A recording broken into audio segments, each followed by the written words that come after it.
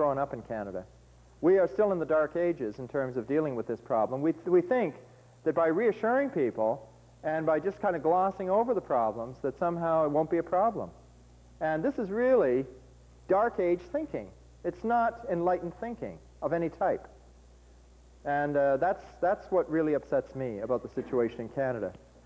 In 1974, there was a Royal Commission of Inquiry called the Ham Commission into the health and safety of workers in mines.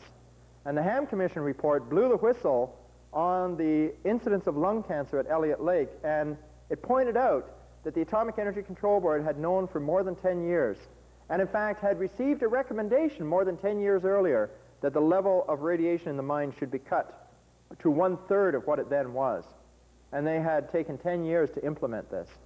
Right now, in Britain, nuclear workers, today, in Britain, nuclear workers are allowed to receive only 1/3 of the radiation dose that is allowed in Canada. And members of the public in Britain are allowed to receive 1/100th of the radiation dose that is allowed in Canada. Why have the limits been reduced in Britain? Because of overwhelming evidence which has been published in just the last few years, some of it just in December of 1989, in fact, from the National Academy of Sciences in the States, indicating that we now know for sure that low-level radiation is a lot more harmful than everybody said it was 5 years ago. This is a fact. And the National Academy of Sciences has published a report called the Beer 5 report, which conservatively estimates that the radiation level, the damage from low-level ionizing radiation is from 2 to 4 times greater than what was said before. That's like saying that your speedometer reads 30 miles an hour, but you're actually going 120 miles an hour. You know? So I think that this is appalling, and I think that much as I would like to believe that our authorities are trying to do the best they can, and that they are trying to find good solutions to these problems, I would certainly hope they are. And I do believe that there are sincere people working on the Siting Task Force, working for Atomic Energy of Canada, working for the Atomic Energy Control Board, but boy, they must be either incompetent or ill-informed if they think that this is not a problem. It definitely is a problem.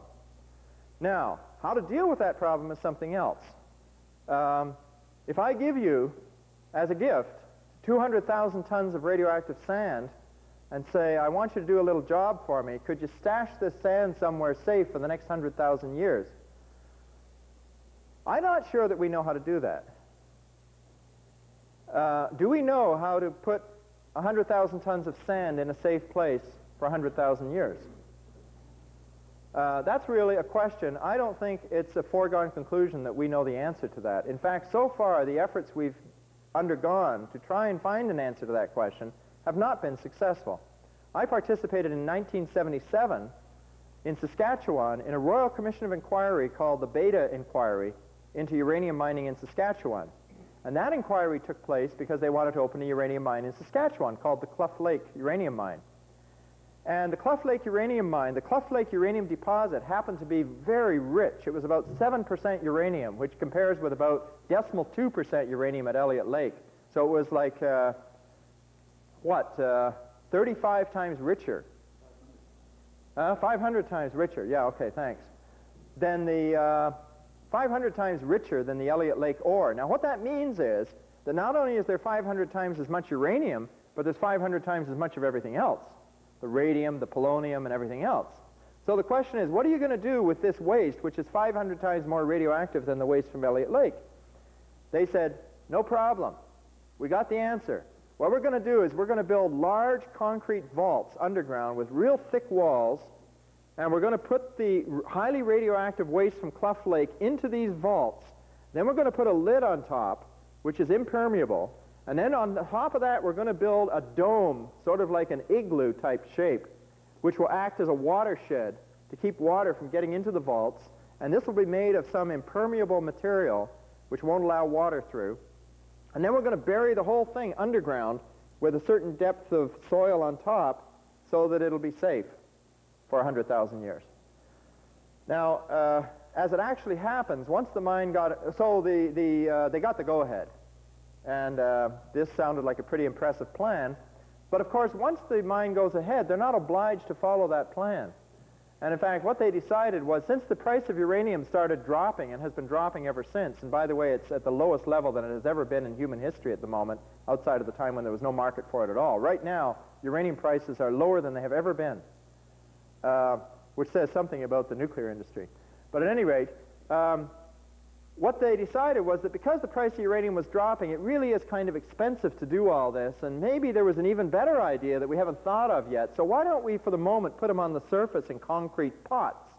So what they did was they made concrete pots, 3,000 of them, and they put these radioactive tailings in these concrete pots, covering acres of land, and they decided, well, it takes up a lot of land, maybe we should stack them. So they stacked them 2 and 3 high on top of one another on the surface, and after about 3 or 4 years, 300 of these pots were found to be leaking. And some of the stacks had fallen over and cracked open. And now, you know what they've done? They have decided, just a couple of years ago, they decided, well, this is a mess. Let's just pump the waste out of those pots and reprocess the waste to get gold out of it, because we never got the gold out, and there's some gold in there too. And then we'll dump the radioactivity back into the big tailings piles, which is the very thing they said they would never do when they started that mine. When they went through the Royal Commission of Inquiry, they said, we will not just dump these things in tailings piles, we'll look after them properly. But that's what, in fact, they ended up doing. Was this licensed by the Atomic Energy Control Board? Yes, this is licensed by the Atomic Energy Control Board, and the Atomic Energy Control Board was involved at every stage in terms of licensing each move that they made along the way, including the extraction to remove the gold. I just recently, this is a whole side story, but one of the things that amazes me is how many little side stories there are in this subject. I just finished getting a call from a reporter named Madeleine McLaughlin, who's trying to get a story done on CBC about radioactive gold. She phoned me up, and she said, have you been following the story about the radioactive gold? And I said, what radioactive gold? I never heard of it. And she said, oh, it's, I said, where did you hear about this? And she said, in the medical literature. There's all these reports in the medical literature of people who are getting cancers on their fingers from radioactive gold rings. And it turns out, what she told me, I didn't know this, it turns out that in the old days when they used radium, the doctors used to make, well, the medical technicians, used to make what they call radium needles. And these needles were made of gold. I never knew that before. They're made of gold. And they filled them with radium. And what they did with these needles was they stuck them into patients which had tumors, cancerous tumors or other types of tumors, because the radiation killed or shrank the tumor. And it was one of the useful uses they had for radium. In addition to painting the dials, the other major use they had was using it to shrink tumors by putting these radium needles in. And they were supposed to dispose of the gold as radioactive waste, but apparently it's kind of tempting not to dispose of the gold as radioactive waste, but to sell it. And it turns out that no matter how much you clean the gold, and again, it goes back to the paintbrushes and the empty beaker in Madame Curie's lab. It might look perfectly clean, but it ain't. And the main culprit is polonium. It's the polonium in the gold, which is giving people doses. And apparently what's happening is radioactive gold has been put on the market and in some cases blended with existing gold, which is more or less non-radioactive. So I just wondered, as soon as I heard this, I immediately thought of Clough Lake and these tailings, and I thought, oh my God, extracting gold from these radioactive wastes. I wonder how radioactive the gold is. At this moment, I do not know. I'm going to ask the Atomic Energy Control Board when I get back to Montreal whether they insisted that the gold be measured for radioactivity when it was separated out of the tailings. But that's a little side story. The other things I wanted to touch upon briefly were let me see, I may have covered them all.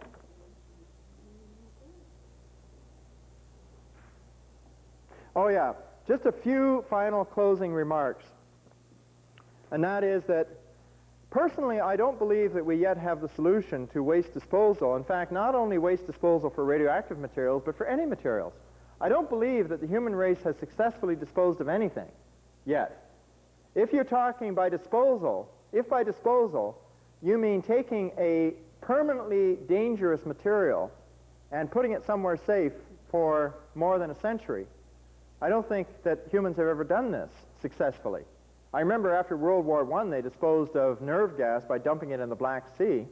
20 years later, it came bubbling back up. And we've done various other things at Niagara Falls and elsewhere. But I don't think we do have a solution for how to permanently dispose of anything, really. And although it's true we have dangerous chemicals, and it's true that we have dangerous radioactive materials, and it's true that we have to do something with them, I think we're fooling ourselves if we think that we know the answer. I think all we can say is that we appreciate the problem, and we appreciate the need to do something about it. But I don't think it's correct to say that we know the answer.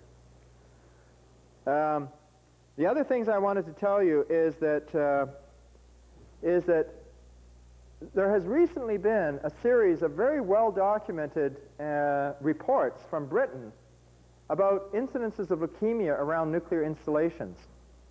They have found clusters of leukemia in children living around nuclear facilities in Britain, and this is very well documented. And in fact, they've now looked in Ontario. The Atomic Energy Control Board finally looked around in Ontario and did some studies around nuclear reactors in Ontario and found that there is kind of mixed evidence. In some cases, there's a 3.5 times increase of childhood leukemia, for example, around the Bruce nuclear power station and the Bruce Peninsula. But in other cases, they don't see the increase in childhood leukemia, and therefore they're inclined to say that maybe it's not a problem. However, they are doing further studies on this childhood leukemia question. The thing that baffles the pro-nuclear people is how could kids be getting leukemia when the doses are so small? Because they've been saying for years, of course, that these small doses could never cause anything noticeable in the way of increases of leukemia. And there is, this month, there's an issue in the Journal of the British Medical Society, and I have it in my briefcase, which is a medical journal, a refereed medical journal, and it's a report done by a whole team of medical doctors, very prestigious doctors in Britain, who have now established a clear relationship between the leukemias in the kids and the fact that their parents work at the nuclear plant. And it's the fathers, it's not the mothers. It turns out that it's the fathers working at the nuclear plants that gives the highest correlation with these childhood leukemias. And apparently, through some mechanism that nobody understands, maybe the men are bringing radioactive contamination home somehow, or maybe it's damage to the sperm. Maybe their sperm is being damaged in some way that we don't know. But at any rate, there is this correlation, and it seems to be quite strong, and nobody is making light of it. Not even the pro-nuclear authorities are making light of it, because the evidence is just too strong. I don't know where that's going to lead us, but I think it does tell us one thing, and that is that we should not jump to conclusions that things are safe just because we haven't taken the trouble to look for harm. Another thing that's happened very recently where I come from, in Montreal, is that last summer there were 4 kids born in a population, a relatively small population around a nuclear plant in Quebec who had no anuses. And they had to have surgery to open up, to create an anus. And it turns out that everybody agrees in Quebec that this is definitely not coincidence, that it has to be from something. It could be from the nuclear plant, or it could be from an aluminum plant that's nearby, or it could be from one of the other polluting industries that's nearby, or it could be from some product they're using, but it can't be coincidence. If you work out the probability of this happening, it turns out that having an unperforated anus is about a probability of about 1 in 5,000 births. The probability of having 4 in a population that normally has 275 births a year works out to be about 1 in 10 million, if you assume that it's just by chance. That means if you waited 10 million years, you'd expect to see about 3 cases. Well, we haven't waited 10 million years yet, so.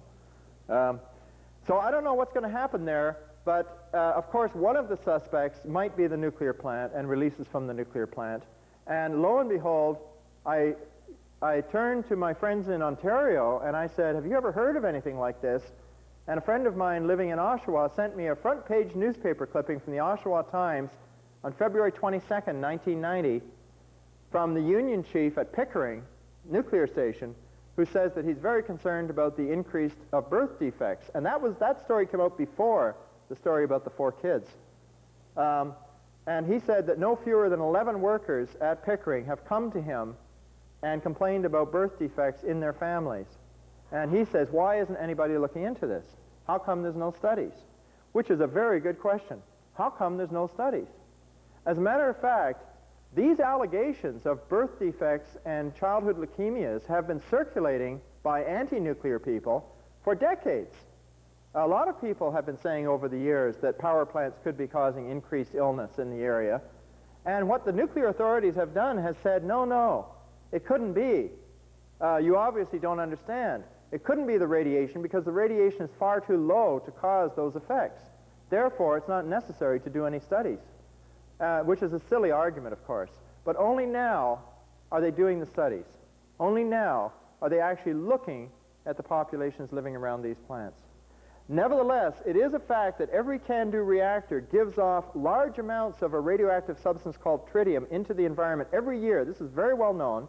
Nobody denies it. They give off tens of thousands of curies of tritium every year into the environment. Now, 10,000 curies of tritium, 10,000 curies for radium would be equivalent to 10,000 grams of radium. It's a lot of radium. Tritium is not nearly as damaging as radium is. So that's why they justify giving it off. But it turns out that tritium has been studied in laboratory animals, and it does cause abnormalities, birth defects, deformed embryos, and so on, and it's very well established in the literature with animals. I was on the radio with a fellow from AECL just yesterday in Montreal, and he said on the air, oh yes, but those were much larger doses. And I said, well, yes, they were much larger doses, but don't you think it would be a good idea to at least look at the population around the nuclear power plant and see if it might be causing similar harm at lower doses? So I think that we still have a ways to go. I don't think we have all the answers, but I think we have enough of the answers with regard to alpha radiation. We certainly know that this stuff is harmful. We certainly know that it has to be well contained. We certainly know that if you're going to have 200,000 tons of radioactive sand, you've got to watch out for things. You've got to watch out for the fact that it might contaminate the groundwater. Therefore, you have to put it in a place where that's not going to happen. So you have to somehow build some kind of containment system which is going to give you a lot of assurance for a long time that it's not going to get into the groundwater. You also have to make sure that it's not exposed to the air so that you don't get radon coming off in large amounts, because when the radon comes off, it actually causes fallout on the vegetation. The radon daughters come down as fallout on the plants and then get into the fish and the animals and so on. And over a period of many, many years, this radon actually gives off a lot of radioactive material. It's a mechanism for disseminating radioactivity into the environment. So what you have to do is you have to put that material in such a way that it's not going to contaminate the water now or in the future, and it's not going to contaminate the air now or in the future. You have to worry about things like, you have to think about things like plants sending their roots down into buried waste. Is that a possibility? And if so, what's that going to do? What about burrowing animals? What about just the freezing and thawing of the terrain? You know what it does to roads. What is it going to do to the waste repository? What about just aging? I mean, you know, we don't know how to build the pyramids. If you asked an engineering team today to build the pyramids, they wouldn't know how to do it. In fact, they've done it. They've actually asked teams of engineers to draw up specifications for building the pyramids, and they say, you got us, we don't know how to do it. 70,000 tons, one rock, 70,000 tons in the pyramids. They don't know how they built them.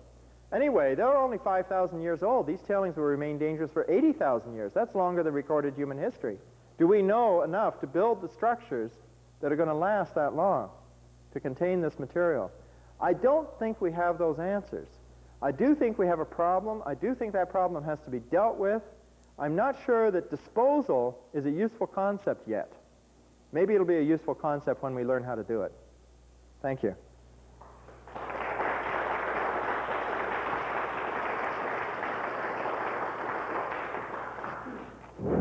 Just a comment on radiation in the home. Just this week I received my copy of Canadian Consumer, and there's an article in there about testing radiation in their homes, and if you send to their address, they will send you the kit, so you can do it. I might also mention about radiation in homes that it is a known fact, and I know, for example, in the Montreal area, I know specific homes. I can take you and show them out to you. There has been a lot of radioactively contaminated building material used. And like, for instance, when you build a home, sometimes they say, well, how come this house has a high radon reading and this house has a low radon reading? It must be just that nature's pernicious, you know, nature is very variable. I think there may be another explanation, and that is that there's been a lot more radioactive building materials sold than we know about. And the point is, you could have one person on a block who buys their material through one contractor, and another person on the block who buys their material through a different contractor, and if this one contractor is dealing in literally hot goods, then you get high radon levels in your home and you don't even know why. But we know, for example, for a fact that in Montreal, some 20,000 tons of radioactive material was used to build homes and to build part of an expressway in Montreal before the government stepped in and stopped it. And although it has been stopped, that material is still unfenced, and there's no warning signs. In fact, I visited this material recently. It's at Oka, just outside of Montreal. It's tailings from a columbium mine, but it's high in uranium content, and therefore it gives off a lot of radon gas. Not as much as the uranium tailings, but still a lot. And you go there, and you find out that the fence is broken in one spot. You can easily walk in, and you find children's footprints, and you find bicycle tires, tire marks, right on this radioactive tailings. There's no signs up saying dangerous radioactive material, keep out. There's no literature distributed to the population saying this material is dangerous, do not use it, do not allow your children to play there, etc., etc. It's basically benign neglect. The government just says, well, gee, it's a problem, isn't it? And does nothing about it. And we have a lot of abandoned tailings in Ontario, too.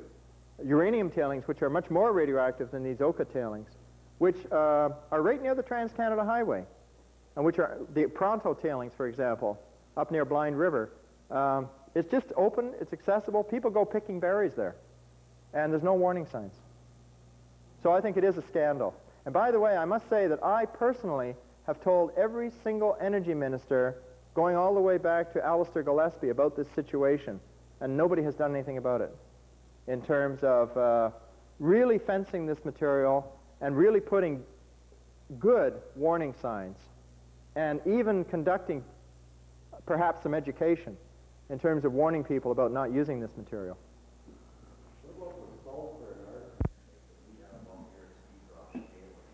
Well, that's in the uranium tailings as well. In other words, when you have tailings from any type of hard rock mining operation, you have pollution potential. And what you have is you often have arsenic in the tailings, you often have mercury in the tailings, you have other heavy metals in the tailings. You have those in uranium tailings too, and they are a problem. You also have, in addition to that, these radioactive materials in much greater abundance.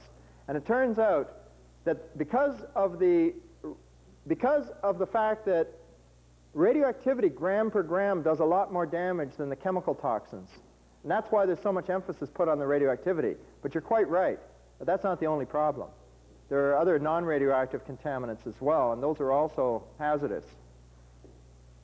They want to put nuclear waste, like low radioactive waste here. Why can't they? Is PCB a low radioactive waste? No, PCBs are a dangerous chemical, non-radioactive. Because they can't even take care of that here at the old Seafrost site, and they're bringing it from Kalen, and they're putting it in the same building, and that can't be taken care of. So if they can't do that, then why would they want to bring this low radioactive waste if they can't even take care of the smaller problems? Well, that's a good question.